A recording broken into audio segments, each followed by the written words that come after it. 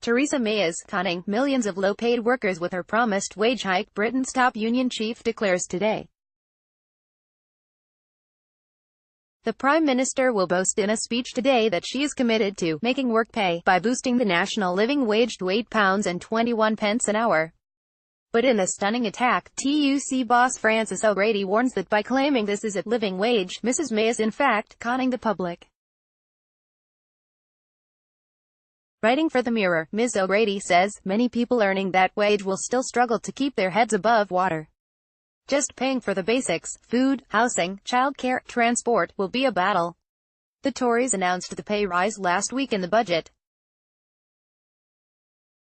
Frances O'Grady claims May is conning the public. Image, PA, Autumn Budget 2018 Calculator. How will the budget affect me? They will hike the national living wage once again, up from £7.83, but the increase won't affect everyone. The 5% hike will come into force from April, and will be given to around 2.4 million workers. But Ms. O'Grady says it is still below what many need to live on, what she calls a real living wage. And it doesn't apply to those under 25 either. She writes, by claiming that's a living wage, they're either conning the public or conning themselves. In a swipe at the PM, Ms. O'Grady blasts, instead of helping out the lowest paid, Theresa May and her government have chosen to give tax cuts to corporations and the wealthy.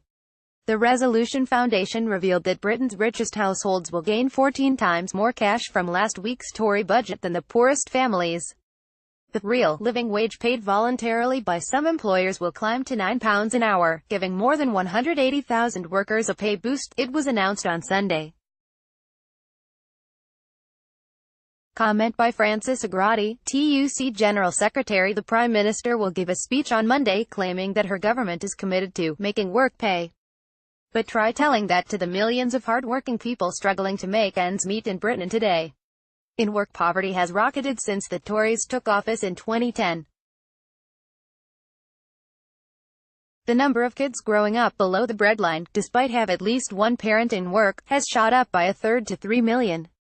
And what has the government done about it? Well, they rebranded the minimum wage as the national living wage. And in last week's budget, the rate went up to £8.21 an hour. But by claiming that's a living wage, they're either conning the public or conning themselves. Because across Britain, many people earning that wage will still struggle to keep their heads above water. Just paying for the basics, like food, will be a battle. That's why we at the TUC are calling on all employers to pay the real living wage.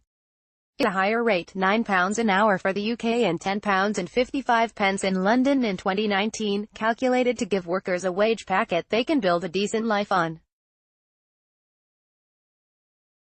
But instead of helping out the lowest paid, Theresa May and her government have chosen to give tax cuts to the wealthy and corporations. Britain's richest households will gain 14 times more cash from last week's budget than Britain's poorest families. After nearly a decade of austerity, working people have had enough.